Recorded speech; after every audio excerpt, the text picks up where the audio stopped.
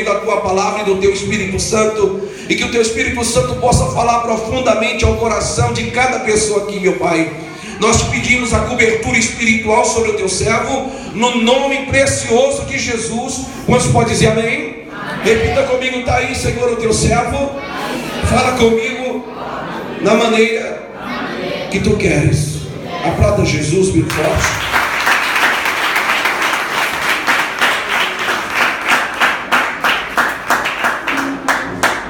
Eu cumprimento os meus irmãos e as minhas irmãs na paz do Senhor Jesus, amém? Amém. Meus queridos, nós estamos no segundo dia da inauguração da mudança de endereço. Nós não estamos inaugurando a Brasa Viva de Bairro Guarani, porque seria uma afronta à igrejinha lá que nós começamos lá, né, pastor? Eu estou muito contente, conversando com o apóstolo ontem. Eu quero trazer uma palavra. Quais são os propósitos nesse nosso novo trabalho? Porque amanhã teremos o terceiro dia e acabou tudo. Começa tudo normal. Se não tivermos a unção, se não buscarmos lá fora, as almas vão continuar da mesma maneira. Não adianta você mudar de igreja, trazer igreja, inaugurar a igreja e não trazer o Senhor conosco. E aí eu demorei 3 horas para fazer a pregação. São 1, 2, 5 folhas. Eu acho que eu queria pregar 3 horas e meia, 5 horas de pregação. Mas eu não vou cansar ninguém. Mas eu vou terminar de pregar. Nosso título é assim: Igreja que Deus procura. Repete comigo, a igreja que Deus procura. Então, para nós assentarmos, vamos abrir nossa Bíblia em Atos 20. Versículo 7 a 12, por favor. Atos 20, versículo 7 a 12. Amém? Diz assim: no primeiro dia da semana, estando nós reunidos com o fim de participar o partir do pão, Paulo, que devia seguir a viagem no dia de imediato, exortávamos e prolongou o discurso até a meia-noite. Havia muitas lâmpadas no cenáculo onde estávamos reunidos. Um jovem chamado Eutico, que estava assentado numa janela, adormecendo profundamente durante o prolongado discurso do Paulo, vencido pelo sono, caiu no terceiro andar abaixo e foi levantado morto. Descendo, porém, Paulo inclinou-se sobre ele e, abraçando-o com amor, disse: não vos perturbeis, que a vida nele está. Subindo de novo, partiu o pão e comeu, e ainda lhes falou longamente e largamente até o romper da alva, e assim partiu. Então conduziram vivo o rapaz e sentiram-se grandemente confortados. Nós podemos assentar. Amém. Queridos, eu queria fazer uma citação dessa cidade de Troade, que Paulo muitas vezes falou sobre ela. Uma delas que chama mais atenção está em 2 Timóteo 4, versículo 13, e em 2 Coríntios 2, versículo 12. Ele sempre passava por lá. Às vezes descansava, outra hora ficava lá alguns dias. Mas eu peguei esse texto aqui e vou trazer ele dentro da nossa vida hoje, da nossa Brasa Viva do bairro Guarani. Eu estou vendo ali meu irmãozinho Geraldinho com a minha irmã, gente boa, feliz que ela está aqui. Muito obrigado pela presença de cada um de nós, esses louvores maravilhosos. Mas o que vai contar mesmo é a palavra. Uma igreja sem palavra está morta, a igreja morta. A palavra de Deus, ela é imprescindível, porque nós estamos vivendo uma fase de vida que nós falamos do milagre, nós não falamos do milagreiro. Nós comentamos passagens bíblicas, comentamos do Espírito Santo, comentamos do amor, mas esquecemos do Cristo, esquecemos de Jesus, de falar dele. Tudo é para Ele. Nós nos reunimos aqui para buscarmos sermos iguais a Ele. Nós nos reunimos aqui para nós adorarmos, santificá-lo e glorificá-lo. Não para falar de mim, do pregador, do segundo pregador, do mais bonito. Então eu peguei essa essa passagem bíblica, e ela tem tudo a ver com a minha vida e com a sua vida e com o propósito da Brasa Viva do bairro Guarani. Nós, daqui a alguns dias, tudo vai virar rotina. Fala assim, daqui a alguns dias, tudo é rotina, menos Jesus. Sem Ele, nem rotina nós temos, só temos morte na nossa vida. Eu estou vendo a minha filha lindíssima ali, hoje ela mandou para mim uma foto grandona, cheia de comida, nem acredito que ela comeu isso tudo, mas antes de manhã ela estava lá reverenciando o Senhor, na sinagoga. E ela, daqui a alguns dias, vai virar rotina, vai voltar de novo a angústia lá em São Paulo. Qualquer conquista, já falaram até do carro lá, do X6, assistiu aquele carro? É? Ele é lindo, né? Você vê até a homenagem de hoje. Você tá bebendo igual ele. Você e o seu capandão, meu irmão de fé ali. Eu tenho que renovar o contrato com ele depressa e ele está com a cara ruim ali. Viu, pastor? Venceu, você podia vencer um ano? Venceu um ano de contrato já. Queridos, Paulo, primeiro dia da semana. Fala assim, primeiro dia da semana. Isso aqui é o primeiro mandamento de Paulo. Ele pregava qualquer dia. Qualquer dia ele pregava.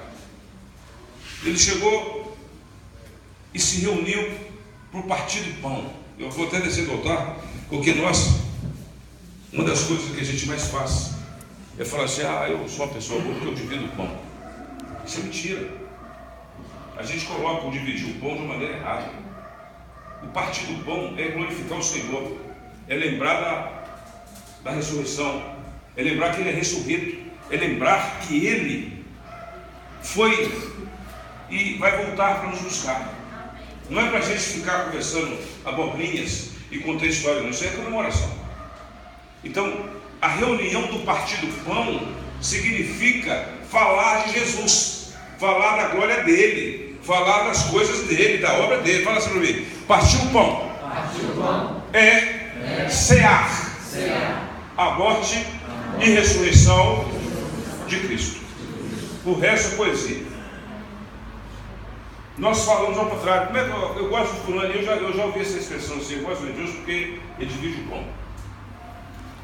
Para mim é uma honra dividir o pão, porque hoje eu divido o pão pregando a palavra, falando de Cristo, vivendo Cristo. Com todos os defeitos que o ser humano tem. Porque nós, da mesma forma que Paulo também tinha, ele não se tornou santo na hora não. Ele se santificou deixando de errar. Fala assim para mim, eu me santifico buscando falar de Cristo e não pecando. Eu não mudo isso da noite para o dia não. A nossa igreja aqui, com as outras unidades nossas, nós gostamos de falar de Jesus mesmo. Amanhã, 9 horas da manhã, nós estamos lá, de pé e a hora. Eu vou estar de novo lá. Já fiz mais a minha pregação de amanhã. Meu pastor maravilhoso, sem demagogia nenhuma. Eu estou falando em nome de Jesus. O pastor Fabiano está até escondido aqui. Ele sumiu. Levanta para mim, pastor. Eu quero que o senhor mostre o senhor aqui. O pastor falou para mim, você vê o que é viver as coisas de Cristo. Estou falando verdadeiro. Ele me deu eu falei com ele, pastor, o senhor estava triste ontem. Ele falou, mestre, o seu abraço. O que você falou comigo? Hoje, agora, pô. Que o abraço fortalece os irmãos. Queridos, obrigado, pastor. Eu vou pregar sobre isso. Agora, nós temos abraçado uns aos outros aí. A gente tem cuidado dos irmãos do lado. Nós estamos aí, nós conhecemos o nosso irmão do lado. Estamos contentes com a presença do meu irmão. Estamos aqui para glorificar o Senhor ou para dar uma força para o pastor Alexandre e a pastor Luciana? Porque, meu Deus, nós já vivemos essa comunhão antes. Isso aqui é só um pretexto, porque essa igreja, esse lugarzinho aqui é maravilhoso. Mas porque vai ser maravilhoso, porque nós vamos falar de Jesus.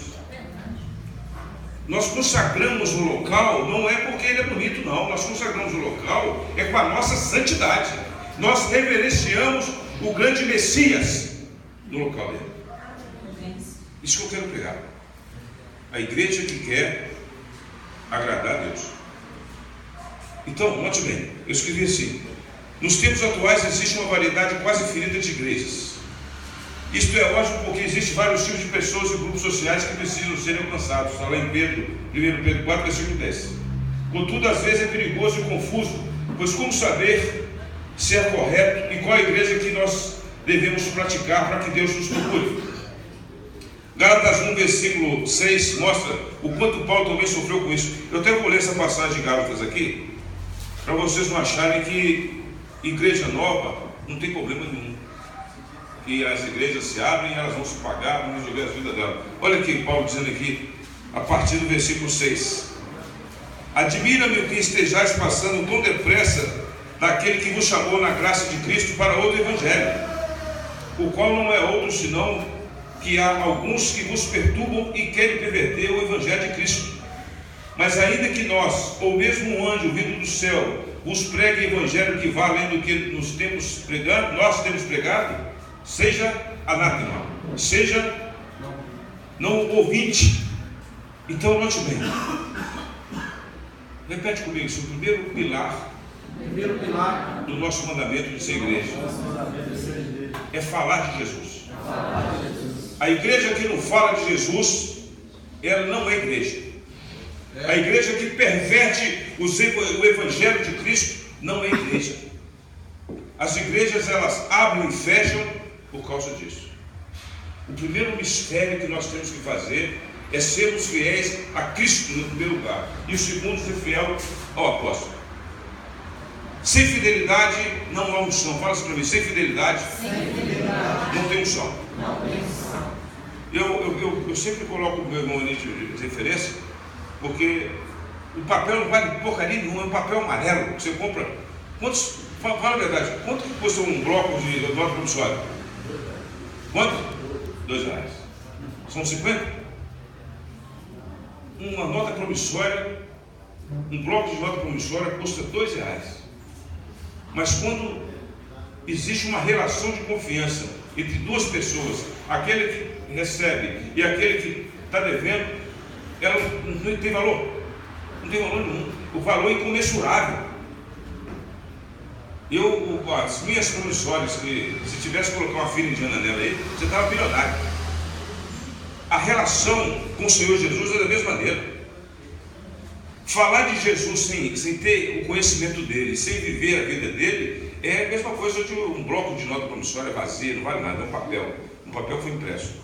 Mas quando você recebe o Senhor dentro de você, quando você convive com Ele, você se passa a ser igual a Ele. As pessoas confiam em você por causa de Jesus, não é por causa de você. As pessoas perdoam você, não é por causa delas, é por causa de Cristo. Eu sou obrigado a perdoar 7 vezes 70. 70 vezes 7 eu sou obrigado a perdoar. Não porque eu queira, mas por ordem dele.